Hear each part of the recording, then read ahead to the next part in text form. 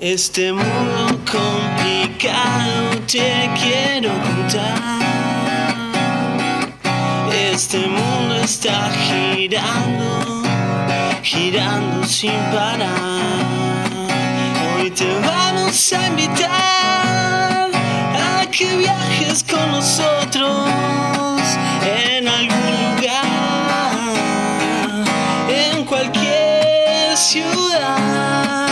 Es la realidad internacional.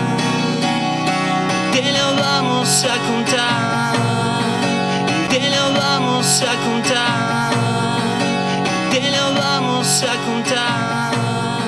Buenas noches a todos, buenas noches a todas. Estamos acá reunidas para un nuevo episodio de Café Internacional, el programa que le da la vuelta al mundo en un cafecito. Voy a saludar a mis compañeras. ¿Qué tal, Natalia? ¿Cómo va? Victoria, Belén, ¿cómo están? ¿Muy bien? Bien, muy bien. Belén, ¿cómo andás? ¿Cómo estás, Victoria? Hola, Natalia. Te felicito por tu nota que ya salió. La pueden encontrar en el portal de conclusión y también la compartimos en nuestras redes para que la puedan ver, para que puedan comentarla, discutirla y dejarnos todos sus comentarios. Voy a aprovechar también para saludar a todo el equipo técnico que nos está haciendo el apoyo. Vamos a mandarle un saludo muy grande a Victoria Thompson, nuestra productora, que también nos ayuda siempre a conseguir los invitados y a pulir para mejorar cada día el programa. Le mando un saludo muy grande a Sebastián Moreno, nuestro técnico que nos ayuda con las cámaras. Y también quiero mandarle un saludo a Hernán, que es otro de las personalidades de conclusión que junto con Sebastián nos van ayudando a hacer toda la edición del programa para que salga perfecto. Así que bueno, somos un gran equipo trabajando. Y antes de comenzar con todo, les voy a decir nuestras redes sociales. Nos pueden encontrar en Twitter, en Café Radio FM, en Instagram, en Café Internacional y en Facebook, Café Internacional CIEP, porque este es un programa del Consejo de Estudios Interdisciplinarios, Económicos y Políticos. De paso, ya que hoy estoy saludadera, podríamos decir, es la remera caribeña que me puso así. En la primavera. Sí, claro. Contenta, le mando un saludo a todos los chicos del CIEP, a los chicos y a las chicas, que bueno, este es su legado y que nosotras seguimos ahí defendiendo como una trinchera. Hoy es el cumpleaños de la negra, así que también le mandamos un ¿sí? saludo de Victoria Mántaras. Mirá. De Victoria Mántaras. No lo sabía. Bien, bueno. Saludo para la negra, saludo para todo el mundo. Vamos a contar un poquito de qué es lo que vamos a tener hoy. Vamos a hacer como un breve anticipo para ponernos a todos a tono. Vamos a estar trabajando y a entrevistar a la ex canciller de Bolivia para hablar sobre la situación que está ocurriendo, la triste situación que atraviesa Bolivia y el panorama, como discutíamos antes de arrancar el programa, no tan esperanzador. Vamos a hacer un on demand también de ese país para conocer un poco de su arte y de su cultura y un mix con algo de lo que sucedió en Paraguay, con algo de lo que está sucediendo en los Estados Unidos y con algo de lo que sucedió en ese gran teatro que son las Naciones Unidas. Habiendo dicho todo esto, los dejamos para un cortecito muy muy breve y ya volvemos con mucho más Café Internacional. Este mundo complicado te quiero contar. Este mundo está girando, girando sin parar. Hoy te vamos a invitar a que viajes con nosotros en algún lugar, en cualquier ciudad. Es la realidad internacional. Te lo vamos a contar, te lo vamos a contar, te lo vamos a contar. Bueno, volvemos entonces para nuestro primer bloque, que vamos a hacer el on demand de Bolivia. Bueno, traje un museo en realidad. Sí, era muy amplio. Sí, sí. Era Sí, porque la verdad, digamos, me parece, es difícil hacer un on demand en arte porque uno parece que está como dirigiendo a la persona y porque creo que también la pandemia nos permitió que podamos viajar desde nuestras casas. Exacto. Obviamente no es lo mismo Que estar verlo. tal cual, o sea, la experiencia no es la misma, pero sí es cierto que todos estos trabajos que hicieron los museos de establecer recorridos virtuales generaron mayor conocimiento del valor patrimonial de los museos. Bueno, uno de estos con los que yo les quería comentar hoy tiene que ver con el Museo Nacional de Arte de Bolivia. Es un museo no tan reconocido, queda en La Paz. La Paz de por sí ya es una ciudad variopinta, en el sentido de que uno mientras la transita puede encontrar todos los estereotipos que imagina de Bolivia y puede encontrar toda la grandeza que no se imagina de Bolivia. La verdad, queda muy cerca de la Plaza Central, el Museo Nacional, y tiene muchísima colaboración con el Museo Nacional de Bellas Artes argentino. Ese es un dato que yo no lo conocía, porque en realidad es mucho más los trabajos que Argentina va y contribuye en Bolivia que los trabajos que... Exactamente. Pero sí hay un vínculo muy grande entre estos dos museos. Bien, como les contaba, pueden encontrar todo el material y todo el patrimonio de este museo escribiendo en Google #recorrido virtual y la muestra que ellos establecieron, porque esto es importante, digamos, los museos crean muestras virtuales. No es que solamente te pasean por las salas, sino que como hacían el trabajo de curaduría para una muestra en el museo, lo hicieron para muestras virtuales. Y en eso crearon Dios y la máquina. Dios y la máquina es una de los últimos recorridos que establece el museo. Y ¿por qué Dios y la máquina? Digamos, porque como van a ver quienes ingresen y quienes estén visitando de manera virtual el museo, ven, hay mucho del arte barroco colonial, digamos, hispánico. Bien. Sí. Y tiene que ver con también nuestra propia historia de colonización. Que dicho sea de paso, este museo está trabajando unas charlas espectaculares de perspectiva de colonial en el arte, así que a los que les interese esa parte, claro, esas teorías, no se la pierdan porque están muy, muy buenas. Y una de las masterpieces, así como, qué sé yo, si uno piensa en el Louvre, piensa en la Gioconda, bueno, una de las masterpieces es la Virgen Cerro.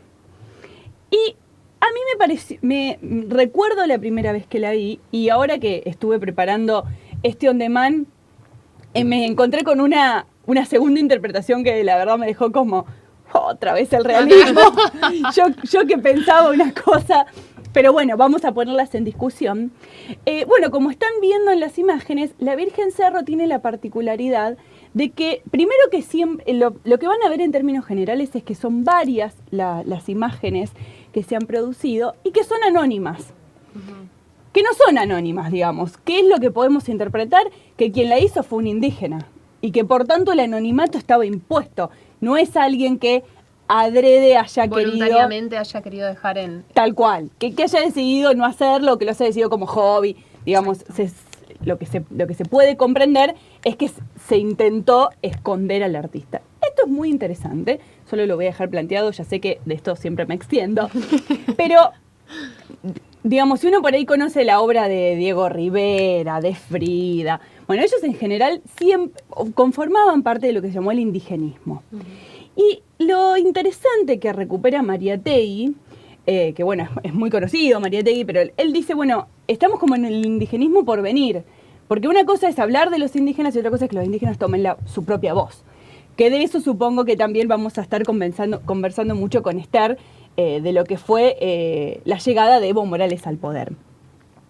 Y en esa interpretación que se supone que se hacía de la Virgen, el manto triangular tenía su similitud con Potosí.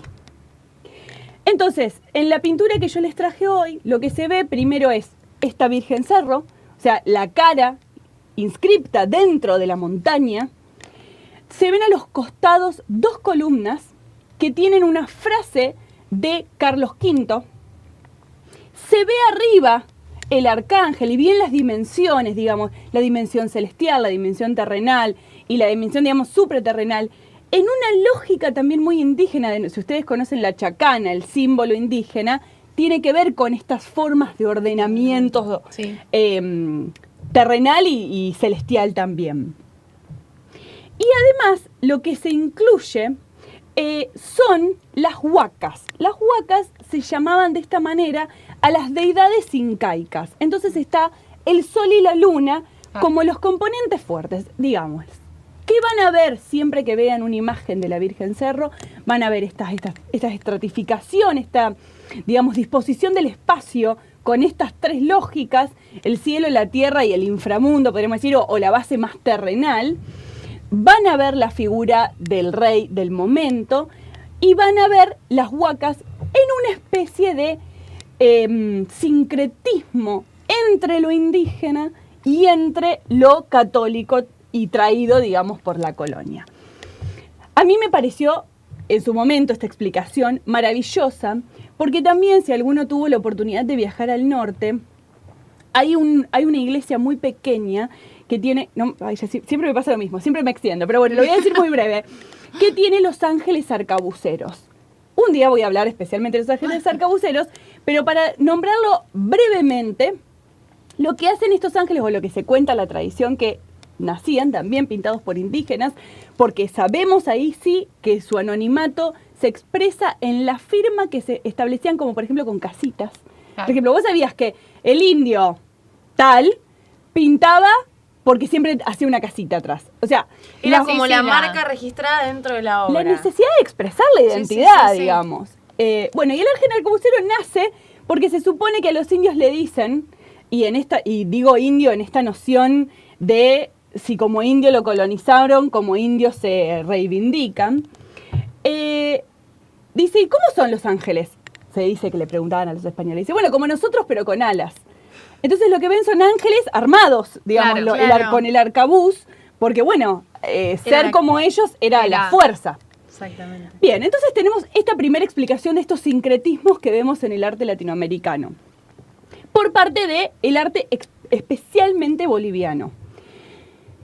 La segunda explicación que encontré cuando estaba armando esto y para lo cual fue mi momento de realismo, menciona, es un trabajo también de un investigador, de un historiador boliviano que se llama Eichmann, y él dice, ojalá fuera esto así. En realidad, cuando él retoma lecturas desde San Agustín, la idea de virgen, piedra, monte, estaba presente ya en los escritos de quienes fueron, digamos, los San Lucas, San Juan, los evangelistas. Bien, entonces él dice, en realidad, como van a ver en este segundo cuadro, que es un cuadro que es una Virgen Cerro también anónimo, pero que está en la Casa de la Moneda, está presente el cerro como Potosí, pero abajo hay una especie de mundo. Y ese mundo lo que dice es, esto no era una denuncia o una resistencia. En realidad lo que estaban pintando era efectivamente la centralidad de Potosí como centro del mundo. Por eso van a ver también en este cuadro de la Casa de la Moneda la presencia de Carlos V, la presencia del Papa, la presencia del arzobispo, de las figuras centrales de poder. Entre el cuadro de la Casa de la Moneda y entre el cuadro del Museo Nacional de Bellas Artes, la figura que desaparece sobre la parte terrenal es la del indio. ¿Y por qué desaparece? Porque entre Carlos V y Felipe V era un burgués y como tanto él no se metía en las cosas de los indios. Entonces, entre la figura de Carlos V y la figura de Felipe V, lo que se ve en la distancia es la apreciación sobre los indios. No me quiero extender más, esto se los dejo así. Por favor, no se pierdan del museo. Hicieron un documental espectacular del Loco Borda. El Loco Borda se llama así, parece gracioso, pero es porque Arturo Borda, otro excelente pintor boliviano, escribió un texto que se llama El Loco, porque aparte de una vida compleja, atormentada, como todo pintor que se respeta, como todo artista, pero en los escritos de Arturo Borda interpelan de una manera profunda y su pintura es digamos, Bolivia en toda su magnitud. Así que bueno, todo eso está en el museo, corto, rápido, intento que sea conciso, pero no se lo pierdan porque lo que está trayendo el Museo Nacional de Bellas Artes de Bolivia, que está el de La Paz, es buenísimo. MNA es el otro hashtag que ellos usan y la verdad es un gusto, y lo cierto es que no es tan conocido como si habláramos de Antonio Berni o de la misma Frida Kahlo. Así que no se pierdan de esa riqueza cultural. Bárbaro, gracias por este on demand. Gracias por iluminarnos. Sí. Bueno, habiendo hecho este on demand que intentó ser breve, nos vamos a un corte muy muy rapidito y ya vamos entonces con la ex cónsul de Bolivia para seguir discutiendo, debatiendo sobre este maravilloso país. Este mundo complicado te quiero contar. Este mundo está girando, girando sin parar. Hoy te vamos a invitar a que viajes con nosotros en algún lugar, en cualquier ciudad. Es la realidad internacional. Te lo vamos a contar, te lo vamos a contar, te lo vamos a contar. Bueno, después también de este cortecito, volvemos con Café Internacional, que ya tenemos en línea a nuestra invitada. Ella es Esther Torrico Peña, fue cónsul por Bolivia en la ciudad de Rosario. Hola Esther, ¿cómo estás? Hola, buenas tardes. Un saludo a todos a toda la audiencia y en especial a ustedes. Un saludo. Muchas gracias por hacerte el tiempo, Esther. La casa. Sabemos que estás con muchos compromisos. Bueno, en realidad, aunque ya no estamos en funciones públicos, porque nos cesaron el año pasado, en 2019, en noviembre, a partir de eso ya no estamos asumiendo ningún cargo, ¿no? Así que, pero la parte de trabajo orgánico, sindical, político, seguimos para adelante con todo el compromiso, y en especial con el compromiso con la patria, ¿no? Tal cual. ¿Me querés contar un poco cómo fue el proceso de destitución?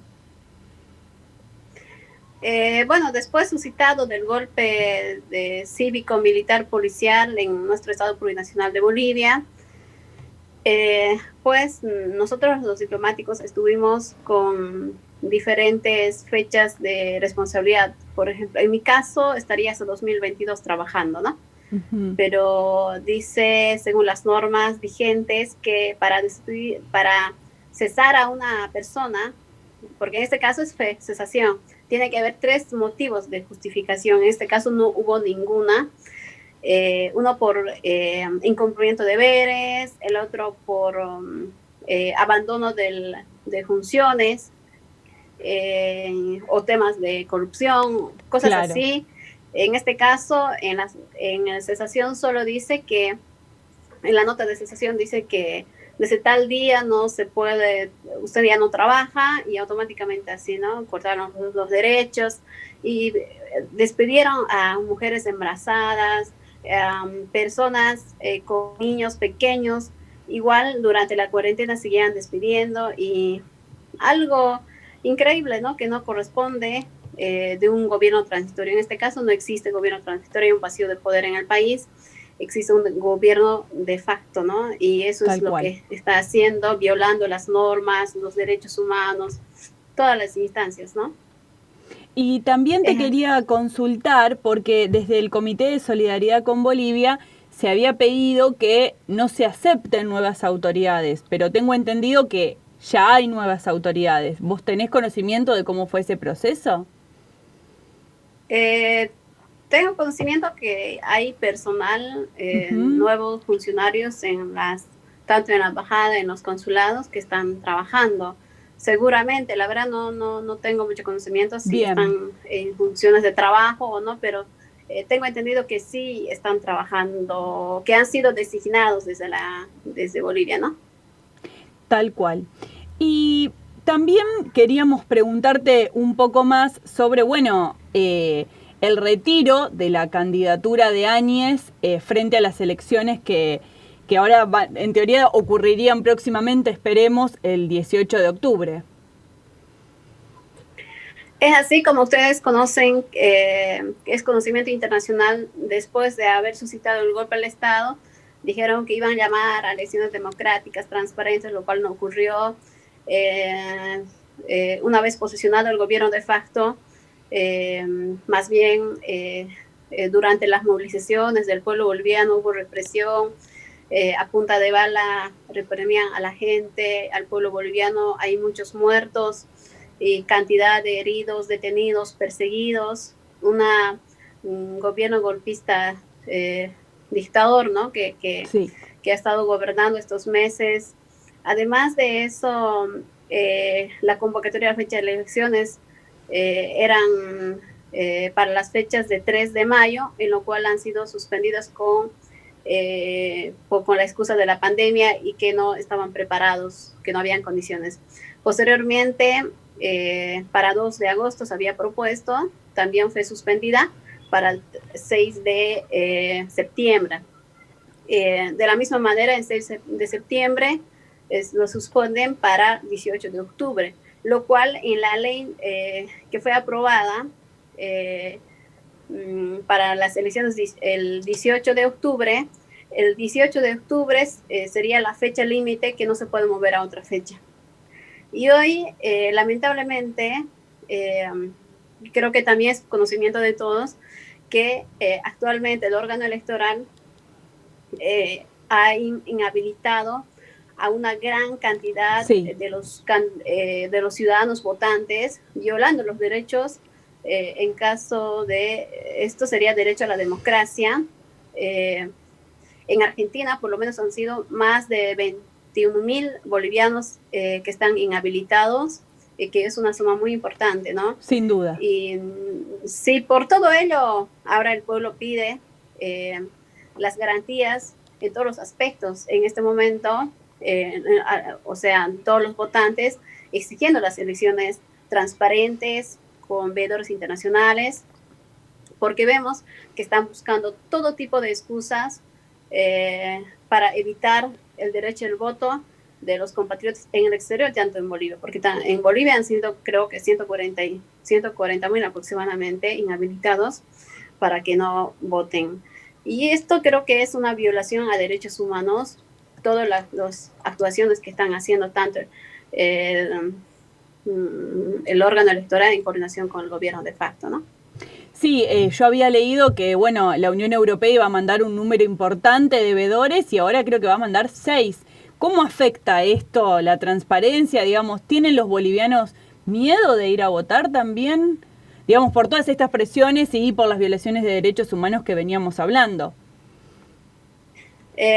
Yo creo que los votantes piden veedores internacionales, todo tipo de veedores internacionales, así de las iglesias o de los otros organismos. Yo creo que sí debería reforzarse para que se pueda respaldar una elección transparente en estas elecciones que se vienen. Y eso nos preocupa, ¿no? Porque han intentado hay un presentimiento que va a haber una manipulación en esta elección. Además, hasta este momento no se han garantizado los temas logísticos, lo cual estamos ya sobre tiempo. Estarían incumpliendo los deberes. Además, los convenios interinstitucionales entre el órgano ejecutivo y legislativo no está cumpliendo. Hay convenios internacionales, Convención de Viena, el Pacto de San José, Costa Rica. Hay muchas leyes nacionales y internacionales que respaldan una elección. Por tanto, estarían violando ese derecho al voto de los compatriotas. Y en este caso, hasta el momento, no existe del órgano electoral una información clara para que los compatriotas puedan votar. O de qué forma, cómo, ¿no? Entonces, creo que están recién en contratación personal, todo tipo de esas de cosas que está pasando actualmente, ¿no? Me gustaría preguntarte también un poco por el gobierno, digamos, o al menos el ejercicio del poder que tuvo Jeanine Áñez, y en qué áreas vos pensás que existieron los mayores retrocesos con respecto a la política de Evo Morales. Primeramente, mira, una vez que han tomado el poder, porque tomaron el poder a la fuerza o autoproclamándose sin respetar la sucesión constitucional, nada de eso, sino violando las normas vigentes del Estado, porque en este caso no hubo sucesión constitucional clara o designada por una asamblea. Entonces por ello se dice gobierno de facto, ¿no? Claro, tal cual. Por todo ello hemos ido denunciando y seguimos denunciando a la dictadura del gobierno de facto golpista, de los constantes ataques violentos con actitudes raciales que están causando actualmente hacia nuestros compañeros del movimiento al socialismo. Así, durante todo el mandato del gobierno de facto, nuestros dirigentes han sido perseguidos, han sido torturados, encarcelados. Es lamentable lo que sucede. Aparte de eso, acompañado con la corrupción, con paralización de las ejecución de las obras de construcción de carreteras, por ejemplo en Cochabamba, yo soy de Cochabamba, con la paralización de la obra de tren metropolitano y todo tipo de obras que estaban construyéndose en beneficio del pueblo boliviano. Y bueno, y aparte aumentando con ataques violentos, porque la campaña no se hace de esa manera, ¿no? Sino con libertad de expresión, con ideas, con debates, con propuestas, lo cual no ocurre eso, ¿no? La derecha en Bolivia, mencionar que la derecha en Bolivia siempre ha sido solo uno, no hay aquí el tal persona buenito, el otro malito, o sea, no claro. Existe, aquí la derecha es uno. La derecha que siempre ha existido, racista, fascista, golpista, vende patria, lo único que saben es privatizar las empresas estatales, vender nuestra patria, y son pues títeres del imperio, se puede decir serviles del imperio. Es lo que es la derecha en Bolivia, es lo que está pasando actualmente, ofreciendo nuestras empresas estatales. Y una de las peleas que hubo en 2000 fue la guerra del agua, en 2003 guerra del gas, posteriormente la media luna, el racismo. Esther, te pregunto, justamente sí. Con esto que estás nombrando, de bueno, lo que fue la guerra del agua y lo que fue en realidad el periodo de Evo Morales como presidente, en lo que es la materia de política exterior, a lo que fueron las relaciones internacionales, ¿cuáles fueron brevemente por ahí los grandes hitos que vos destacarías del gobierno del presidente Morales? Presidente Evo, ustedes saben, a la cabeza de él durante nuestro gobierno del movimiento al socialismo, del MAS-IPCP, hubo un cambio a grandes pasos, tanto nacional e internacional. Ustedes saben que a nivel Latinoamérica ha sido el primer país en crecimiento económico constantemente, ¿no? Sí. Bolivia cambió a grandes pasos, solo sí. En 14 años, en todos los aspectos, en educación, en industrialización, producción, salud, en estabilidad económica, con bonos que nunca existían, nunca visto antes en la historia boliviana, ¿no? Con una participación equitativa. Por ejemplo, antes no había, en las tomas de decisión no había participación de la mujer. Hoy, gracias a nuestro trabajo de nuestro presidente y trabajo del pueblo boliviano, existe una participación equitativa entre mujeres y varones para gobernar el país. Así, en la asamblea 50% de mujeres, 50% de varones, en los consejos municipales, en las asambleas departamentales, y tanto la juventud y la mujer. Eso es lo que es un país que con él se ha recuperado la dignidad de los bolivianos, sí.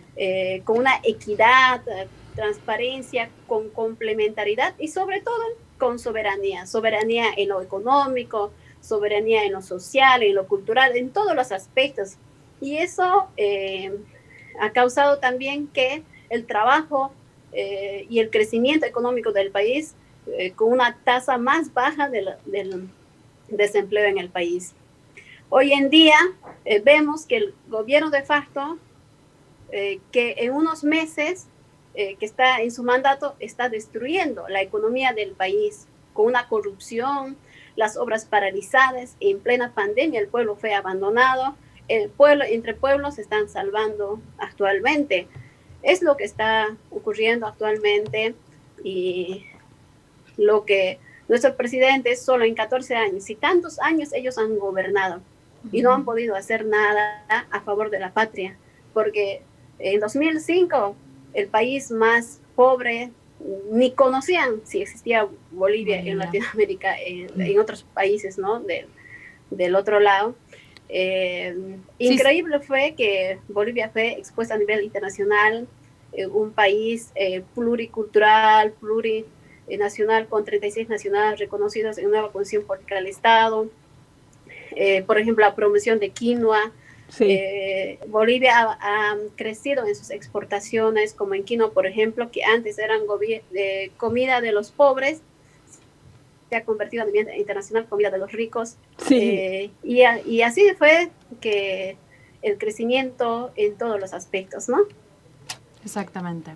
Tal cual. También yo te quería preguntar con respecto al binomio, digamos, que se presenta por el MAS en estas elecciones. Bueno, como bien vos comentabas, Arce fue ministro de Economía y tuvo sus logros en la gestión. Pero me interesa saber tu opinión sobre la figura del vice, Choquehuanca, si mal no recuerdo, que él viene del instrumento político para la soberanía de los pueblos. Así es. Nuestro instrumento político siempre ha sido complemento, ¿no? Complementar entre profesionales, entre sectores campesinos y todos los sectores sociales. Porque el instrumento político o el movimiento al socialismo más IPCP no es un partido tradicional como otros partidos, claro. Es el brazo político de las estructuras sociales más grandes de Bolivia. O sea, que toda la gente, la estructura social se siente el parte de esa estructura. Entonces, eso nos trae la unidad y por eso la unidad de todas las estructuras sociales que siguen sacando. Hoy en día en las encuestas somos en la primera, sí. Con la renuncia de la candidata de gobierno de facto, también superaron las encuestas. Por ello, ¿no? Nosotros decimos, ¿no? Al pueblo boliviano que en estas elecciones es necesario participar porque hay que recuperar la democracia que lo han matado del gobierno golpismo, para recuperar la democracia, para reconstruir la economía, porque la agenda patriótica de 2025, que teníamos una agenda patriótica para poder cumplir el sueño de los bolivianos, hoy en día se han retrocedido para atrás. Entonces que hay que reconstruir, reorganizar y reestructurar la economía. Por ello yo digo, ¿no? Que en esta elección es muy importante que todos participen, porque las únicas opciones de candidatos, la única opción es votar por compañero Luis Arce y David Choquehuanca, son la esperanza para el pueblo boliviano. Muy bien, muchísimas gracias por tu tiempo, Esther. La verdad fue un placer conversar con vos. Esperemos también que todos los organismos internacionales estén a la altura de las circunstancias, que no hagan el papel bochornoso de la OEA en las elecciones pasadas y que bueno, que sea lo mejor para Bolivia.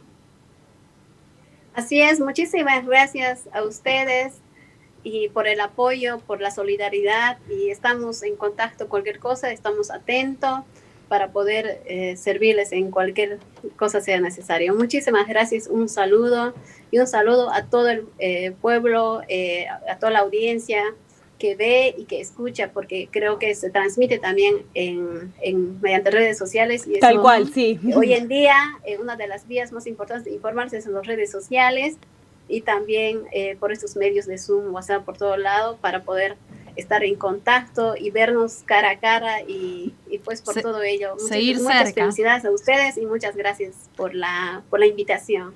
No, muchísimas gracias a vos, Esther. Un saludo, Esther. Hasta luego. Hasta luego. Gracias, igualmente. Chao, hasta luego. Bueno, pasó entonces por Café Internacional Esther Torrico Peña, quien fue cónsul de Bolivia en nuestra ciudad. Y bueno, con un panorama como el que teníamos. Agobiante para Tal el pueblo cual. boliviano. Pero bueno, esperemos que las elecciones próximas traigan un poco de tranquilidad. Nos vamos a un corte muy breve y volvemos con un mix espectacular. Este mundo complicado te quiero contar. Este mundo está girando, girando sin parar. Hoy te vamos a invitar a que viajes con nosotros en algún lugar, en cualquier ciudad. Es la realidad internacional. Te lo vamos a contar, te lo vamos a contar, te lo vamos a contar. Volvemos entonces con el último bloque de Café Internacional, después de todo este panorama de Bolivia que tuvimos muy completo. Y vamos con nuestro mix de noticias que tiene mucho para contar hoy. Empecemos con el 75 aniversario de Naciones Unidas, Bien. que no es nada menor ni pequeño. En este contexto. En este claro. contexto, exactamente. El martes 22 se inauguró la primera reunión de la Asamblea General y bueno, pasaron por el estrado en realidad de manera pregrabada. Claro, no ¿nos hubo querés contar un poco cómo fue eso? Sí, no se sesionó de manera presencial, sino que se utilizaron videos pregrabados de cada uno de los presidentes que, bueno, se pasaron a través de una sesión virtual. La realidad es que fue, como muy bien lo nombraste antes, un teatro. Un Sí, teatro, sí, fue un show. escenario Hermoso. dramático.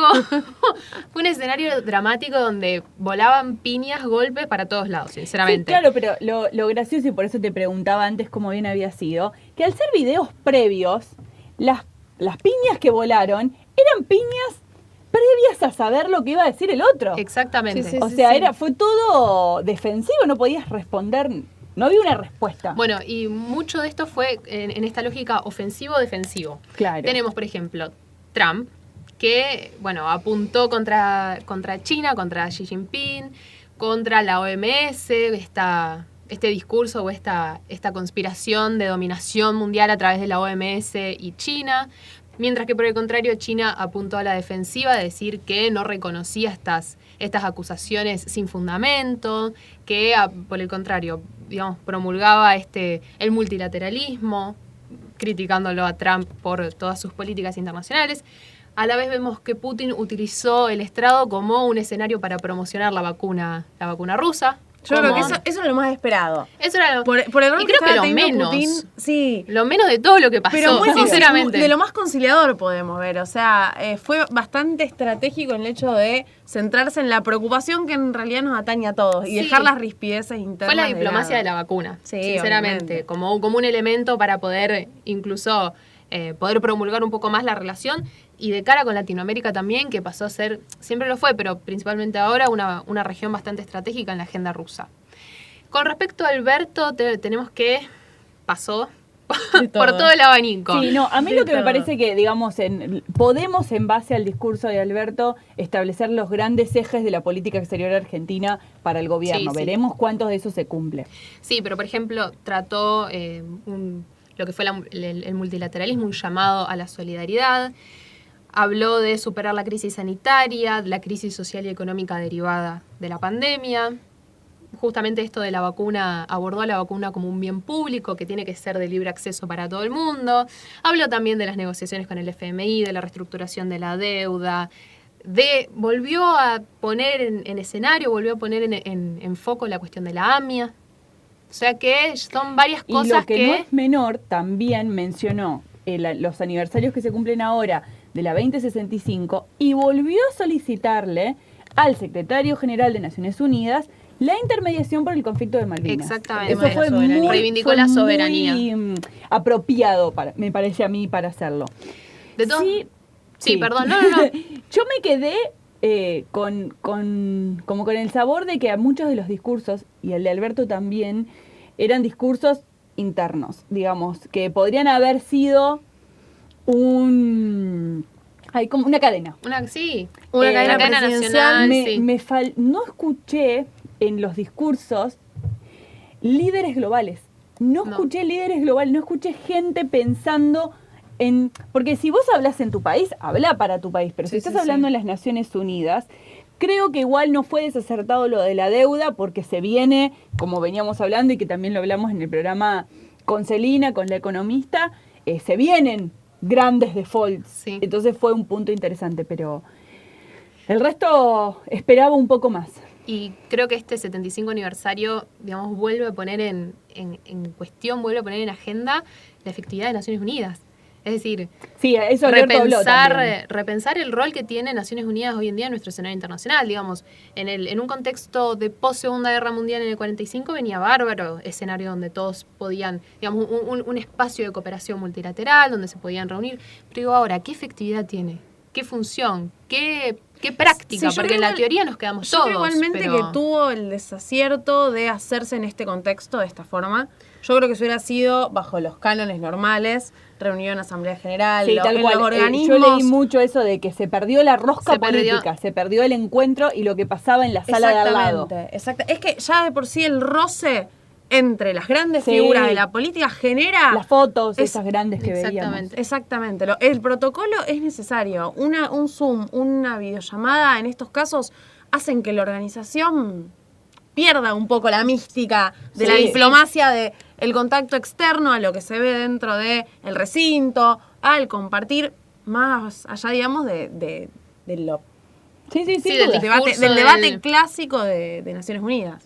Pero bueno, pasando un poco a lo que es Estados Unidos, vemos que el viernes pasado murió con 87 años la jueza de la Corte Suprema, Ruth Bader Ginsburg, que, bueno, como con un efecto efervescente, volvió a resurgir toda la cuestión y la disputa de los nombramientos de los miembros de la Corte Suprema. Lo que sucede fue que Trump quiere nombrar lo antes posible, antes de las elecciones del 3 de noviembre, la persona que suplantará, que ocupará esta vacante, que para aquellos oyentes que no estén al tanto, los candidatos a la Corte Suprema siempre los designa el presidente, pero con arreglo del Senado. De todas formas, lo que yo escuché es que probablemente la designación no sea antes de las elecciones, porque Trump, desde las elecciones hasta el momento que efectivamente deje el poder, tiene casi 2 meses. Sí. Entonces, que la movida política va a ser votame para que ponga un juez y que total tiene tiempo después en caso que pierda y que gane Biden. O sea que lo que veré, la designación final creo que la veremos después del 3 de noviembre, pero sí que va a ser tema de campaña. Va a ser tema de campaña y también va a ser una cuestión bastante preocupante de cara a la posibilidad de que gane la reelección. Digamos, actualmente la Corte Suprema son 9 miembros, 5 son conservadores, 4 son liberales, pero sí, esta jueza que falleció era liberal. Entonces, si la vacante que se abre es ocupada por un conservador, vamos a tener una diferencia de 6-3. Claro, sí, una mayoría. Una mayoría de 6-3, en donde se tratan temas claves para lo que son para lo que es la campaña de Trump, como los derechos LGBT, la inmigración, el aborto. Desde siempre, digamos, creo que últimamente en todas las cortes tienen una función cuasi legislativa, digamos. Y lamentablemente, pero creo que en Estados Unidos hay que recordar que en el medio de la pandemia estuvo el caso de violencia contra la minoría mal nombrada, minoría negra, y fue una de las principales activistas, y de hecho por eso también tuvo la movida que tuvo en redes, la muerte de esta jueza, en un contexto donde sabemos que Trump no va, en el caso de que pueda él elegir post-elección, que le sea favorable a él, hay muchas dudas de que puede elegir una figura que represente todos estos ideales tal cual, que se van a perder. Y es lo que veníamos hablando un poco antes del programa, es decir, si Trump gana la reelección, tenemos un ejecutivo republicano, tendríamos un legislativo en donde el Senado es mayoría republicana y tendríamos la posibilidad de un judicial donde la mayoría sea republicana. Digo, la democracia, la representatividad, la competencia. La república es lo que no existe ahí, claro, no hay división de poderes.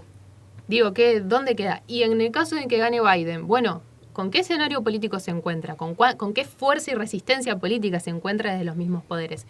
Es una cuestión Muy complicada. Otro de los puntos que me parece interesante, y también por la coyuntura argentina, es que esta jueza tuvo mucha participación en el tema del aborto en Estados Unidos.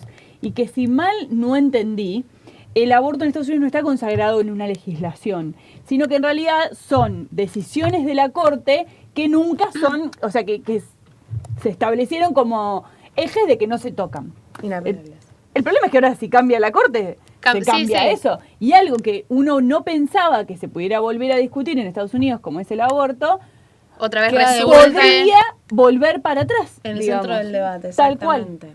Así que bueno, vamos a ver si algo le faltaba a la elección entre Kanye West, entre los hackeos a las cuentas de Twitter, bueno, las convenciones. Ahora tenemos... Yo creo que de acá a noviembre, si bien nos quedan 2 meses para el escenario electoral, es un montón. La cantidad de cosas que pueden pasar, nadie sabe. No. Y todas las semanas puede volver a surgir una nueva incógnita. Vos sabés que uno de los chicos, de los periodistas del programa que aparece en Futurock, ellos comentaban con mucha certeza para mí que es la primera vez que en una gran elección norteamericana se dirimen proyectos, que en general los norteamericanos dirimen administraciones. Sí. Y a lo sumo son 4 años y después se va. Pero cada vez con más fuerza lo que se está viendo son que estas elecciones van a definir un proyecto. Exactamente. Y que lo que decían es que si Trump después termina poniendo, o si esto de la Corte se va reafirmando, podría ser un llamamiento más interesante a que los demócratas, que nunca salen a votar, salgan a votar. En las elecciones a favor de Biden. Por eso también vemos en redes, desde Instagram, Twitter y demás, la movida que hay sobre todo en la población joven, a través de todos los que son los gift y demás, de invitar a votar, de como hablaba de la NBA. Exactamente. Eso también, digamos, le da un poco lo que hablábamos también con Esther. La participación ciudadana es central. Si perdemos la participación ciudadana, estamos calando en las raíces de la democracia, de la representación directa del pueblo. Y en el caso de Estados Unidos, bueno, la representación indirecta. Pero son las bases que tenemos que, más que nunca hoy, exigirle a nuestros políticos. Y sí, tal cual. Sigamos, muchachos. Bueno, vamos a pasar entonces al escenario paraguayo. Un poco complejo. Traemos 2 noticias, pero que parten de una misma raíz. Como antes veníamos hablando, previo al arranque de este bloque con las chicas, Paraguay es un país que suele pasar desapercibido. Como argentinos, no solamente como europeos, como argentinos somos conscientes de que y que Argentina, yo veía cuando se trabaja mucho Mercosur, se dice que Argentina y Brasil tienen un rol de imperio frente a Uruguay y a Paraguay. O sea, desapercibido por el descrédito que les tenemos a los paraguayos. Exactamente. Aparte, también un rol medio tutelar de Argentina y de Brasil sobre estos países. Y bueno, y acá empieza, justamente de la mano de esto, vemos que el escenario paraguayo desde principios de septiembre está convulsionado. Si bien siempre tuvo un ámbito, digamos, de sistema político binario, donde tenemos los 2 grandes partidos, el Colorado y el Partido Blanco, ahora que empezamos a ver una disputa al interior de lo que es las fuerzas armadas o las fuerzas de tareas de defensa y lo que son las autodenominadas guerrillas o las fuerzas del pueblo paraguayo. Todos creo que hemos escuchado en los últimos días la desaparición de un expresidente, el expresidente que estuvo... Ex vicepresidente, exactamente, que estuvo en su cargo, el nombre del ex vicepresidente es Oscar Denis, en lo que fue, cuando lo destituyen a Lugo por juicio político, asume Franco como presidente, que era el vicepresidente de Lugo, y el rol de Denis fue de secundar como vicepresidente al antiguo ex vicepresidente de Lugo. Personalidad que en su momento tuvo menos de un año en el poder, pero que tuvo un movimiento bastante intenso con respecto a lo que era la política de defensa frente a los grupos armados del norte de Paraguay.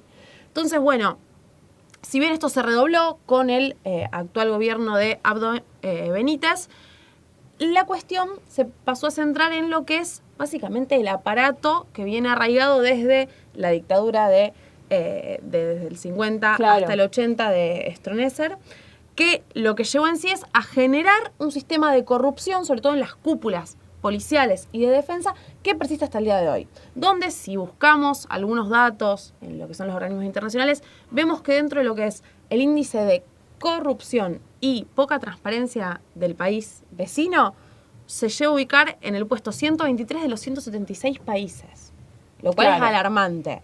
La desaparición se da en este contexto, en un contexto próximo a la capital del país guaraní.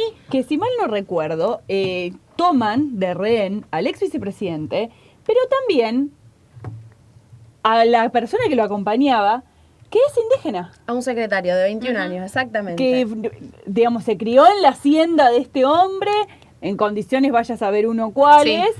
Sí. Y que, digamos, yo escuchaba a Madalena López, creo que se llama perdón, esta internacionalista que sigue el Paraguay, y ella decía, es muy complejo entender qué quiere el ejército del pueblo paraguayo, el EPP, esta Fuerza Armada que vos decías. Porque pretendiendo ayudar a los campesinos, está fomentando por estas decisiones que está tomando y por estas acciones que está tomando, una mayor militarización en lo que son la defensa de las organizaciones que están en la toma de tierras en Paraguay, pero que son 100% pacíficas y que lo único que hacen es decir, nosotros no tenemos nada que ver con el EPP.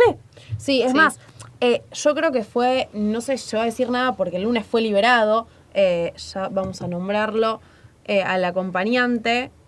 Claro, y sí, era lógico, es que sí, se habían confundido. No podían tenerlo ahí. Exactamente, en este momento no lo estoy encontrando.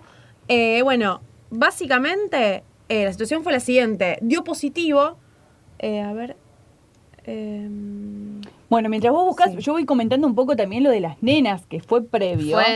Fue terrible, porque trataron de utilizar también, las nenas estas son 2 nenas de 11 años argentinas que habían cruzado a Paraguay de manera 100% legal a visitar a la familia. Y utilizaron un sistema de falso positivo como en Colombia, donde les quisieron poner ropa, digamos, designarlas como del EPP, porque esa es la digamos, lo complejo, que cuando vos cuando vos generás dentro de la sociedad civil un grupo armado y le das a las Fuerzas Armadas la capacidad de que por ser terroristas pueden disparar primero y disparar después, digamos, ya no es ni como los chilenos disparar primero, preguntar después.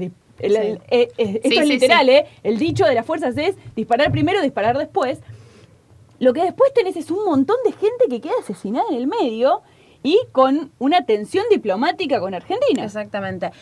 Volviendo al tema del secuestro, Adelio Mendoza era el joven de 21 años, acompañante. Y la situación fue la siguiente. Lo que pidieron los secuestradores, que a todo esto cuando se los secuestra en la camioneta que manejaba el ex vicepresidente, se encuentran folletos de esta autodenominada guerrilla. Lo que pedían era un donativo en $2 millones de bienes de primera necesidad para todos los grupos digamos, del norte, grupos guerrilleros y grupos humildes de Paraguay, y a su vez la liberación de 2 presos políticos.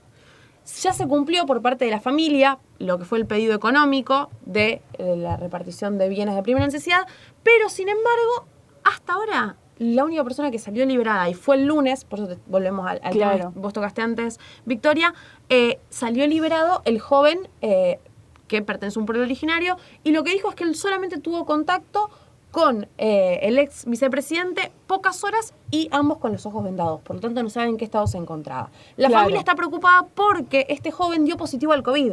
Y al estar en contacto con Denis, que es una persona mayor cercana a los 80 años, con muchos antecedentes médicos, que lo hace una persona de riesgo, están temiendo más allá del peligro que implica un secuestro por su vida y por su salud. Entonces, bueno, la verdad que está muy tenso, no hay novedades, no se volvieron a comunicar los secuestradores. No, y también lo cierto es que no hay información, porque todo lo que uno conoce del EPP es a través de la información de las fuerzas de seguridad, que como están catalogados como terroristas nuevamente, brindan una parte de la información. Una visión. Entonces, uno no entiende nada, no entiende qué hacen estos grupos. Bueno, y volviendo al segundo tema que vos tocabas, que es el secuestro de estas el asesinato de estas niñas argentinas de 11 y 12 años. La situación es muy similar en el contexto en el que nos ubicamos, donde vemos que hay un llamado de atención, yo creo, al pueblo en sí, paraguayo, y a las cúpulas políticas, en lo que hace a poner en tela de juicio la política de seguridad que están implementando frente a este tipo de amenazas a la seguridad. ¿En qué sentido? Tenemos que recordar que hace 2 días desembarcaron fuerzas colombianas a ayudar en el proceso de paz paraguayo. Fuerzas de paz que conocemos cuáles son los antecedentes, el falso positivo que vos marcabas. Acá tenemos que recordar que el caso de las 2 jóvenes, de las 2 niñas, está encubierto con un montón de fallas, desaparición de evidencias, ropa quemada, escudándose por un protocolo de COVID. Que también desmintieron, que después se dice que no es así el protocolo. Exactamente, y donde además de eso se aclara por parte, digamos, de la familia de las jóvenes, que las jóvenes ingresaron a visitar luego no sé cuánto tiempo a sus padres, que los padres sí eran miembros del grupo armado paraguayo, pero que sin embargo las jóvenes quedaron del otro lado de la frontera, pues no podían ingresar por el mismo contexto de COVID. Y como, digamos, siendo reconocidas como menores, el ataque se llevó a cabo igual.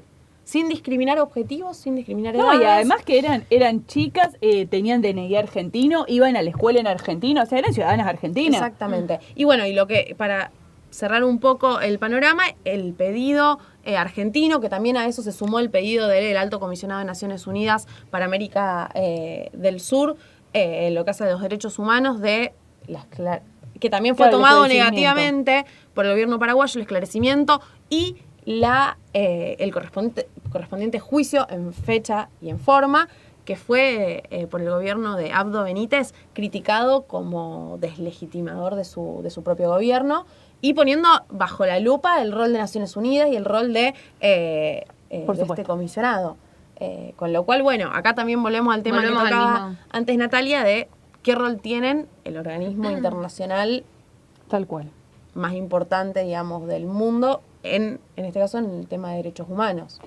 Bueno, chicas, noticias duras de tragar, difíciles. Con esto nos vamos a un cortecito muy, muy breve y ya volvemos con los saludos finales de Café Internacional. Este mundo complicado te quiero contar.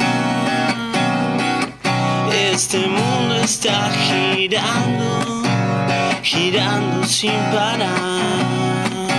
Hoy te vamos a invitar a que viajes con nosotros en algún lugar, en cualquier ciudad. Es la realidad internacional. Te lo vamos a contar, te lo vamos a contar, te lo vamos a contar. Bueno, luego de este programa cargado de contenido, de discusiones, de debate, de cultura, nos despedimos hasta el sábado, que nos vemos en el Tweet Week, y hasta el próximo jueves, que se viene un programón para, no adelantamos nada, pero para trabajar mucho de lo que ya venimos discutiendo. Antes de irme, no me quiero olvidar de recomendarles una vez más la nota que escribió Belén Carruba. La Unión Europea nuevamente en el foco de la tormenta, la pueden encontrar en Conclusión y también en nuestras redes sociales. Que, para que por las dudas de que alguno no la tenga, se las repito, pueden encontrar en Twitter, en Café Radio FM, en Instagram, Café Internacional, y en Facebook, Café Internacional CEIEP. Así que bueno, esto fue Café Internacional, un programa que mira al mundo con los pies en la tierra y le da la vuelta en un cafecito. Nos vemos pronto. Este mundo complicado te quiero contar. Este mundo está girando, girando sin parar. Hoy te vamos a invitar a que viajes con nosotros en algún lugar, en cualquier ciudad. Es la realidad internacional.